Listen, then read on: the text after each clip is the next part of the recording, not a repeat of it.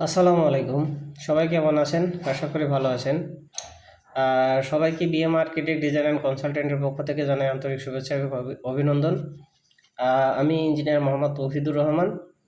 আহ, আমরা আজকে যে সাইটটা ভিজিটে আসছি, এটা হলো 46,000 বর্গফিটের 5 তলা বিশিষ্ট একটি বাণিজ্যিক এবং আবাসিক ভবন, যার বেসমেন্টের ঢালাইয়ের জন্য প্রাথমিক যে রড বাইন্ডিং বা কলমের প্লেসমেন্ট, এটা চেক দেওয়ার জন্য আসছি।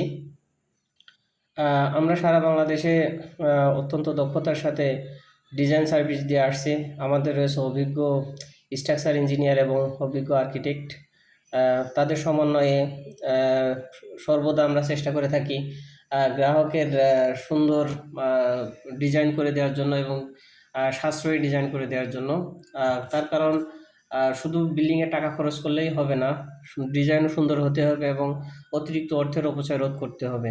নিয়মিত যদি ডিজাইন করার পরে যে কনসালটেন্সি ফার্ম বা যে ইঞ্জিনিয়ার ডিজাইন করবে, তাকে দিয়ে যদি সুপারভিশন করানো হয় এবং যে কন্ট্রাক্টর কাজ করবে তার কন্ট্রাক্টরের কোয়ালিটি অবশ্যই ভালো হতে হবে।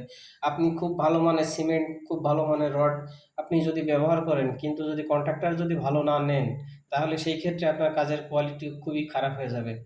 এক্ষেত্রে ইঞ্জিনিয়ার বা ডিজাইনের কোনো দোষ থাকবে না, কারণ কন্ট্রাক্টর ভালো না নিলে আপনার কাজের কোয়ালিটি কখনোই ভালো হওয়ার সম্ভাবনা থাকবে না।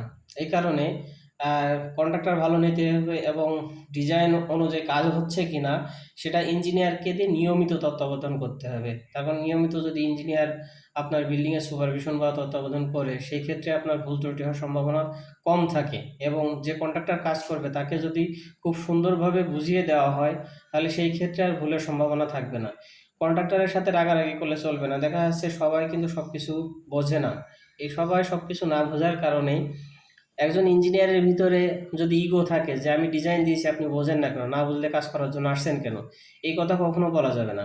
তার কারণ হচ্ছে কন্ট্রাক্টরকে যদি সুন্দরভাবে বুঝিয়ে দেওয়া যায়, সেই ক্ষেত্রে আপনার ভুল ত্রুটি হওয়ার সম্ভাবনা থাকবে না। যেমন এই বিল্ডিংটায় আমরা নিয়মিত সুপারভিশন করতেছি এবং কন্ট্রাক্টরের সাথে সার্বক্ষণিক যোগাযোগ রক্ষা করে কন্ট্রাক্টরকে সবসময়ের জন্য ডিজাইন দেখিয়ে বুঝিয়ে বা যারা এখানকার মালিক আছে, মালিকদেরকে শুধু কোনো কন্ট্রাক্টরকে বোঝালে হবে না, কোনো কিছু হিডেন রাখা যাবে না।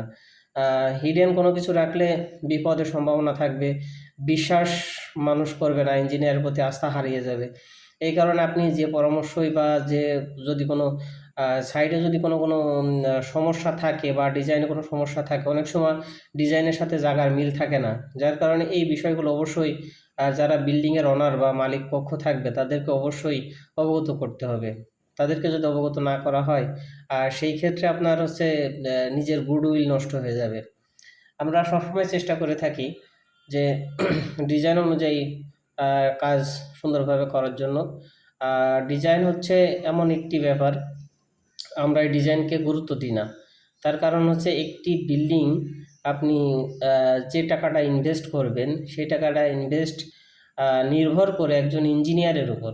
তার কারণ ইঞ্জিনিয়ার যদি ডিজাইন ভালো না দেয় এবং কন্ট্রাক্টর যদি সেই ডিজাইন অনুযায়ী কাজ না করে, তাহলে আপনি যে ইনভেস্টটা করবেন সেই ইনভেস্টের কোনো মূল্য থাকবে না। তার কারণ আপনি একটা বিল্ডিং করবেন, সেই বিল্ডিংয়ের ন্যূনতম মেয়াদ থাকতে হবে 100 বছর। যদি আল্লাহ যদি কোনো ধরনের বড় ধরনের ভূমিকম্প না দেয়, সেই ক্ষেত্রে বিল্ডিংয়ের মেয়াদ মিনিমাম 100 বছর থাকতে হবে। আর আমাদের দেশে যে ডিজাইনগুলো হয়, আমরা যে ক্লায়েন্টের ডিজাইনগুলো করি, আসলে ডিজাইনে টাকা খরচ করতে কেউ চায় না, কিন্তু বিল্ডিংয়ের মূল কাজ হচ্ছে ডিজাইন। এই ডিজাইন যদি সুন্দর না করে করা হয়, একটা ডিজাইন 5 ঘন্টায় করা সম্ভব, আবার একটা ডিজাইন 1.5 মাসও কমপ্লিট হয় না। তাহলে এবার বুঝতে হবে যে 1.5 মাস যদি একটা ডিজাইনের সময় দেওয়া হয়, সেই ডিজাইনের বাজেট কত হতে হবে এবং এই ডিজাইনে কত রকম সুবিধা অসুবিধা থাকবে। তার কারণ একটা ডিজাইন যখন অ্যানালাইসিস করে তৈরি করা হয়, একটা ফ্লোর প্ল্যান থেকে স্ট্রাকচার শুধু অ্যানালাইসিস করলেই হবে না। এই স্ট্রাকচার অ্যানালাইসিস করার পরে বিভিন্ন ধরনের লোড আছে, এই লোডগুলো অবশ্যই পরীক্ষা নিরীক্ষা করতে হবে। যদি কোনো ভুল ত্রুটি থাকে সেগুলো অবশ্যই চেক করতে হবে। যদি চেক না করেন, তাহলে একটা ভুলের কারণে বিল্ডিংয়ের রডের পরিমাণ বেড়ে যেতে পারে, ঢালাইয়ের পরিমাণ বেড়ে যেতে পারে। সেই ক্ষেত্রে অর্থের অপচয় ছাড়া কিছুই না। এই কারণে আপনি যে কনসালটেন্সি ফার্মকে দিয়ে ডিজাইন করাবেন তার যদি প্রাপ্য মূল্যায়ন আপনারা না করেন তাহলে সেই ক্ষেত্রে আপনার ক্ষতি হবে, তাছাড়া ইঞ্জিনিয়ারের কোনো ক্ষতি হবে না। এখন প্রশ্ন করতে পারেন যে তাহলে ইঞ্জিনিয়ার এভাবে ডিজাইন করবে কেন? তার কারণ একজন ইঞ্জিনিয়ার একটা কনসালটেন্সি ফার্ম যে চালায় সেই বোঝে যে মাস শেষে তার খরচ কত হয়।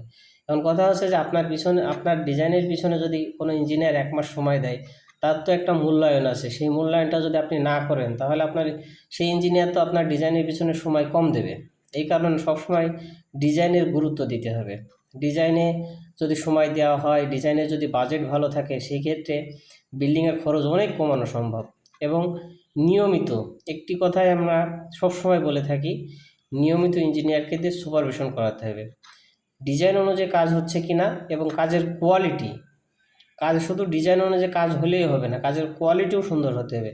এখন কাজের কোয়ালিটি যদি সুন্দর না হয় তাহলে তো বিল্ডিং দুর্বল হয়ে যাবে। এই হলো মূল কথা। আর আমরা সবসময় চেষ্টা করে থাকি যে মিস্ত্রিকে বা সাইডে যে কন্ট্রাক্টর আছে তাকে সুন্দরভাবে বুঝিয়ে যাতে কাজটা সুন্দর হয়, সেই চেষ্টা আমরা সবসময় করে থাকি। অনেকেই আছে ফাউন্ডেশন ঢালাইয়ের সময় সাইডে আছে সেন্টারিং করে না, বা হচ্ছে চারপাশে মাটি কাটলো বক্স করে, কাটার পরে চারপাশে পলিথিন দিয়ে ঢালাই দিয়ে দেয়। এক্ষেত্রে অনেক অংশে ঢালাইয়ের পরিমাণ বেড়ে যায়। ধরুন 16টা কলামের একটা ঢালাই আছে, 16টা ফাউন্ডেশন, মানে বেজের ঢালাই 16টা। এখন এই 16টা ঢালাইয়ে যদি প্রত্যেকটা ঢালাইয়ে যদি 2 ব্যাগ করে সিমেন্টও বেশি যায়, সেই ক্ষেত্রে আপনি হিসাব করেন যে কত টাকার ঢালাই বেশি যায়। এখানে হচ্ছে শুধু সিমেন্ট না, এখানে আছে কনক্রিট, মানে এগ্রিগেট, সেটা হচ্ছে ব্রিক চিপস হোক আর স্টোন চিপস হোক, সাথে আছে বালি আছে, তারপরে মিস্ত্রি খরচ আছে, সব মিলে দেখা যাচ্ছে যে অনেক খরচ বেড়ে যায়। তো এরকম আপনি 100টা আইটেম বের করুন, দেখবেন যে আপনার 100টা আইটেম থেকে যদি আপনি বিল্ডিংয়ের টাকা সেভ করেন তাহলে প্রচুর পরিমাণে টাকা সেভ করা যায়।